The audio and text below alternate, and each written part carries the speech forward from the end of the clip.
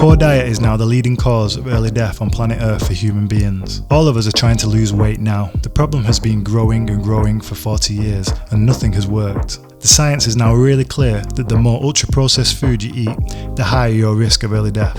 Cancer, heart attacks, strokes, inflammatory diseases like Crohn's disease, metabolic disease like type 2 diabetes, mental health problems like anxiety and depression, and finally, and perhaps most worryingly of all, dementia. So now we know the dangers of ultra-processed foods, but how can you go about identifying, reducing, before ultimately avoiding ultra-processed foods completely? 5 steps to avoid ultra-processed foods. Step 1. Read the ingredients. The really important thing about reading the ingredients list is that's how you can tell if a food is ultra-processed. So the kind of additive you're going to be looking for is this very wide range of molecules. Things like emulsifiers, humectant stabilizers, gums like xanthan gum or UA gum, or low-cost bean gum. But there's also things that sound a bit harmless like fruit concentrates, or natural flavourings or natural low-calorie sweetness. All of those are still signs of ultra-processing, and the thing you were worrying about is partly those additives themselves. We know that some of them are harmful, but those are also signs of lots and lots of other processing and design technologies that have gone into the foods that drive excess consumption and health problems. So step 1 is read the ingredients list. Step 2, keep on eating ultra-processed food. Now this sounds a bit counterintuitive, I know, but it's actually really important. Just keep eating it for a while. You're going to start to realise that so much of what you eat that you thought was healthy is in fact ultra-processed. You'll notice flavourings in your breakfast cereal. You'll notice that your supermarket bread contains things like tartaric acid, esters of mono, and fatty acids. This is also known as datum. It's an emulsifier and it makes bread smooth and spongy. And you're going to start to worry about it, but don't stop eating it yet. So this technique of consuming something harmful while you learn about it is really powerful. So there's lots of evidence that if people keep smoking whilst they learn about how bad smoking is, they find it much easier to quit. They gradually become disgusted with the cigarettes, and the same is going to happen to you in your consumption of ultra-processed food. The point of ultra-processed food, remember, is not about nourishing you. It's invented for profits, and a lot of the time it's taking the cheapest possible materials, almost waste products from the rest of the food industry, and repurposing them and trying to get them into the human food chain where they become really valuable. They can be turned into addictive, ultra-processed foods, and that makes far more money from them. So you'll see on the ingredients list, you start with a stable crop. It's often grown for animal feed, things like corn and soya, and that crop is disassembled into its molecular parts. It'll be some starchy powders, some flour, some protein isolates, and then you read about fats and oils, and most crops can be broken down into those 3 things. Those 3 things can be reassembled to generate almost any texture and mouthfeel that you want. You then add colourings, flavourings, emulsifiers to glue the whole thing together with some stabilisers, and you create the illusion of food. It might be a reformed meat product, it might be a vegan sausage, it might be a cake, it might be a pizza, but they're probably all broadly made in the same way, and they all have the same basic taste. So you're going to start to notice that whether you're eating this pudding or a pizza, that actually there are themes emerging that you can start to detect in your mouth. You're going to notice the strange gumminess of xanthan gum that isn't quite like dairy fat should be. You're going to notice that modified starches in your yogurt taste a bit weird. And you're going to notice the strange umami taste of flavour enhancers that are out of context. So as you eat, you're going to read the labels, keep eating. The first thing you're going to notice is that it all tastes more or less the same. Step 3, don't worry too much about salt, fat or sugar. If you are eating real food, your body will actually take care of your intake of those molecules pretty well. But the modern obesity pandemic is because of ultra-processed food almost exclusively, and this food interrupts our body's ability to regulate our nutritional intake. So let's think about fat for a start. We started worrying in the 1980s that it was fat that was making us all fat, and so food companies started to replace the fat in lots of their packaged ultra-processed products with things like gums and starches. They feel fatty in the mouth, they don't deliver so many calories into the body. What happened was we all kept gaining weight. In fact, we started gaining weight faster. There's very little evidence that replacing the sugar in our food with artificial sweeteners really drives a lot of weight loss. And this is really weird. It should be telling us that we don't understand something about how the body works.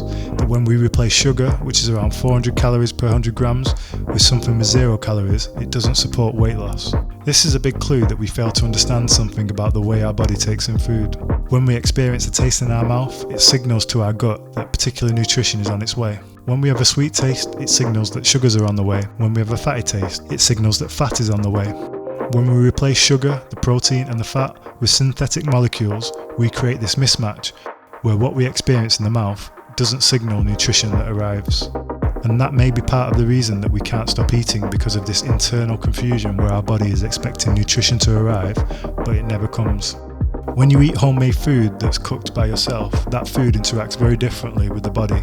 It will make you feel full, and it won't be full of those confusing taste sensations that give a false signal to the body. If you put Parmesan cheese in your homemade lasagna, there's lots and lots of glutamate in that Parmesan cheese, but it's not telling your body a lie. So when the glutamate is tasted as umami in the mouth, protein arrives in the gut. There's no mismatch. When you put glutamate on a potato crisp, there is a mismatch, and that's what drives excess consumption. Step 4. Start to learn how the additives can affect your health. In Europe and the UK, all of the additives that we eat are pretty tightly regulated. So they're all non-toxic. They don't do us any harm at the moment. But what we have not studied in any detail at all is the effects of these additives on the bugs that live inside of us that keep us alive. And we simply don't measure these things because they're really hard to study. We also don't study what happens when you combine lots of additives together. The science is still emerging then, but it's pretty clear that the emulsifiers that are nearly ubiquitous in so many food products, from your soft drinks to the cakes to the pizzas to the bread, that those emulsifiers act a bit like detergents. So emulsifiers are chemicals that bind fat to water. So your washing up liquid is an emulsifier, and it helps you scrub the fat, the butter, the grease off your plates. Emulsifiers in food do a similar thing. And we think that they scrub out your gut, cleaning out those friendly bacteria that live there, cleaning out the vital mucus that protects the delicate lining of the gut. They promote and allow the growth of bacteria that drive inflammation, and they start making your gut leak. So when your gut leaks bacteria, the blood from your gut flows from your gut, carrying all the food that you've eaten, the nutrients, to your liver to be processed. And if that blood contains bacteria as well, those bacteria then cause liver inflammation. We're pretty sure that ultra-processed food is linked to liver cancer and fatty liver disease, and that may be because of the leaky gut that those emulsifiers are causing. The peculiar thing about emulsifiers is there's lots of natural emulsifiers. If you make a salad dressing, use mustard as an emulsifier and it binds the oil to the vinegar. You could also add egg yolk. It does the same thing. There is something about the emulsifiers when they're extracted from natural sources, whether it's soya or egg, or whether they're synthetically made. Something about the amount we're eating and the exact chemical composition changes the way they interact with our body. And the studies that show that they affect our health are published in really good journals by very expert scientific teams. There is a whole theory of ultra-processed food that almost all of the harms are driven by emulsifiers. So the emulsifiers do all these things, but they're about creating an illusion of stability. They create smoothness in the mouth. They bind ingredients together. Step 5. What can you do about it? You can change. Breakfast is a great place to start. You can just buy all the whole food equivalents of all the ultra-processed stuff you probably have at the moment. So you can replace your chocolate spreads with honey, your ultra-processed bread with real bread. You can even bake your own bread. Replace your breakfast cereal with homemade muesli or with porridge. Lunch is trickier because almost all of the food that's around us is ultra-processed. Where I work, all the restaurants, the canteen, it's all ultra-processed. So for my lunch, either I go out and I can usually find some nuts and a banana, or an apple to eat for lunch, or I try and prepare my own lunch. I'm pretty badly organised, as we all are, right? I don't always manage it, and sometimes I go hungry. I've decided that abstinence from ultra-processed food is the easiest thing for me. There's an important caveat here, which is that for many people in the UK and around the world, ultra-processed food is the only available affordable food. It's marketed to us very often as healthy. It's all that's available as we move through the world. And we don't want to increase anyone's stress around the fact that lots of people have to eat it. Eating real food is incredibly expensive, not just in terms of buying it, but you need equipment to cook it. You need to pay for your energy bill to run that equipment. You need freezer space to store it. You need skills, you need knives, you need chopping boards. So it's really much more expensive to eat whole food. If it's a choice you can make, then that's what I suggest you do. You shift your diet as much as possible to home cooking.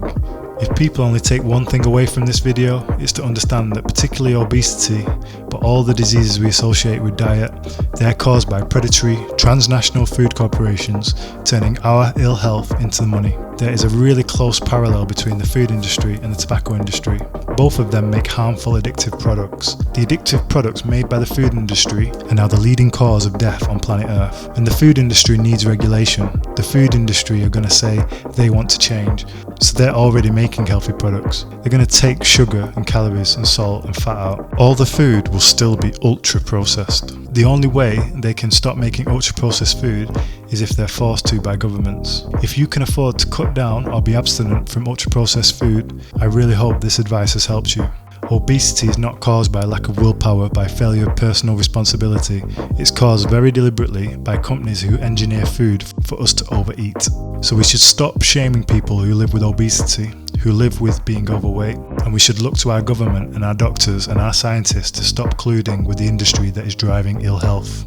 Here at SuperBod, we're just starting a conversation that we really need to start, and it's hopefully this kind of content that could end up changing the way you think about processed food, and in turn could change the world.